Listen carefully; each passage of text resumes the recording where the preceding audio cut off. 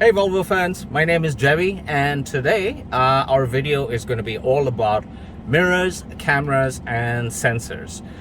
This is all part of a series of videos which is all about the Volvo Google infotainment system, and this is found on most rechargers, plug-in hybrids and mild hybrids that are out today. So if you want to see the rest of the videos, please click on my YouTube channel and go to playlists and look for the Google infotainment system playlist, or check in the notes. There's a link there as well.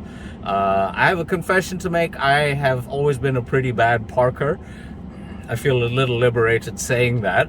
And so I learned that how to use these cameras and sensors to my advantage and become much better. And so I'm making this video for everybody out there who's a little parking challenged or just doesn't understand the technology. I hope you enjoy. Thank you. So I'm going to firstly start by introducing the cameras. On the Google infotainment system, they have made it really easy to access your cameras by putting a little camera button down here at the bottom. If you press this, it will bring up, usually it brings this up, your reverse camera. The other way you can make it come up is to actually put the car into reverse. Right now, I do have the car in reverse and I'm holding the brake because I want you to see the rear cross traffic alert setting when somebody passes us. Let me actually just move us back a little bit more so that the sensors pick it up. So on this same camera setting here, if you click in the middle, it will bring up the 360 camera if your car is equipped with it. There are 4 cameras that are around the car which create this composite image, and you can select individual cameras. So if I click that, that shows me what's on the right hand side. If I click back in the middle again, it will bring up the 360. If I go like this onto the back, it will show the back, and then again to bring up the 360. You will notice that on the back cameras, when I do this, there are some yellow lines, and you'll see the same thing in the 360. It is connected to the steering wheel. Remember that the tail wags the dog. So where the ends of those yellow lines are is where the car will actually go. Okay, here comes somebody behind us. We should get a rear cross traffic alert coming up. There you go. So now I'm going to put the car into park. I just wanted you to see that. So over here, there are also parking sensors and rear auto brake. So you can switch off the parking sensors, and you can, the car will actually brake if I tried to reverse. You can switch that feature off as well. There's really no good reason to do it except if you were towing something in the back and it was interfering. Otherwise, it's there to help you out. So please keep that on at all times. Now, I also want to introduce you to the mirrors. And so the mirrors, to set your mirrors, you have an L and an R switch, which are right here. And there's a joystick in the middle. If you press the L and then move the joystick, you can move the mirrors. The other thing you can do is when you lock the car, normally the setting is that it will fold the mirrors. If you want to fold them manually so you can get into a garage, press the L and the R together. So watch this. And that will fold the mirrors, and press it again to unfold the mirrors.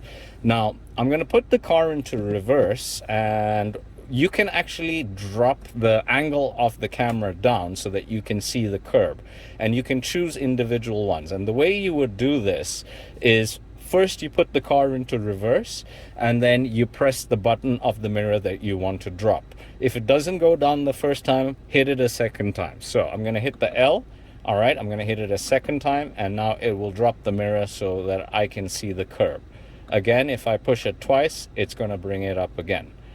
So these are the main things that you need to know about all the systems. And next, I'm going to demonstrate how you can use all of these put together to parallel park, to perpendicular park forward, as well as reverse. And hopefully this will all be very helpful for you.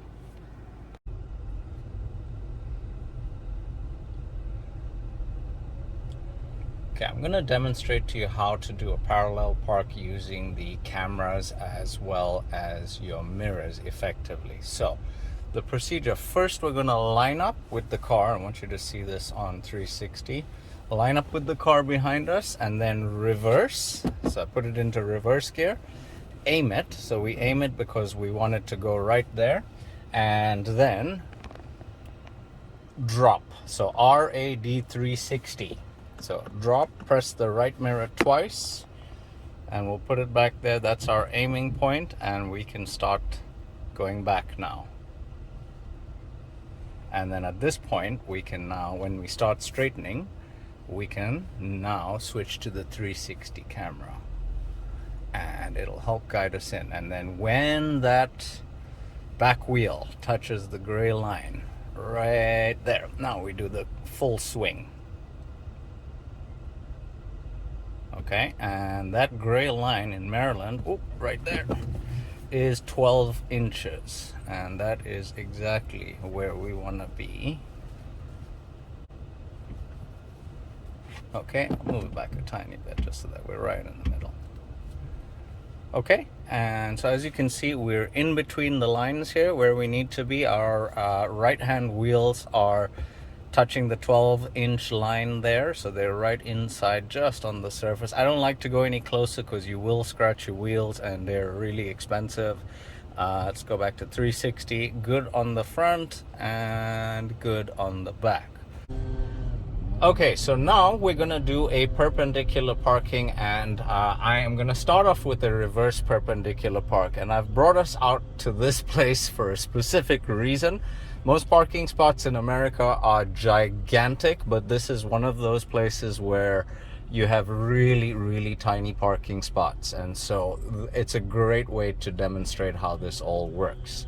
So I have a lovely code enforcement vehicle here, which is an electric, and that's the spot on our right there that I'm aiming for. So I'm gonna pull out like that as much as I can, and then once I put it into reverse, I can see I need to go forward a little bit more. Once I put it into reverse, the next thing to do is to now turn it so that the tail wags the dog. Keep pushing those yellow lines into the center of the parking space. There we go. Right there. And once you get to this point, switch to 360 camera. Switch to 360 camera. And you can see we're straightening up nicely. I'm doing this nice and slow. I want to be a little bit closer to the left there. Perfect. Now we're in the slot. I'm going to just switch to the back camera and we'll get all the way up to the line.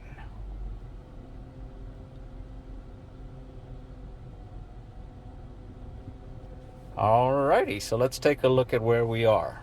Nice, I'm happy with that, and I can visually see I've got spaces on both sides here.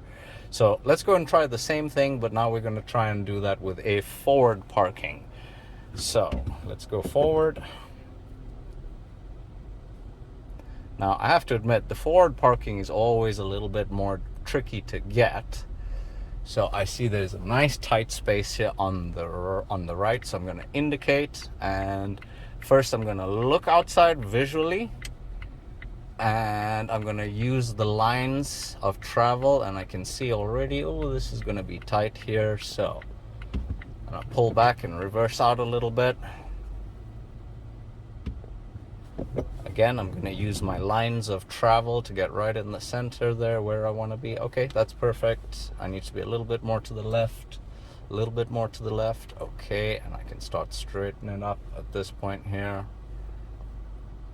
Oh yeah, there we go.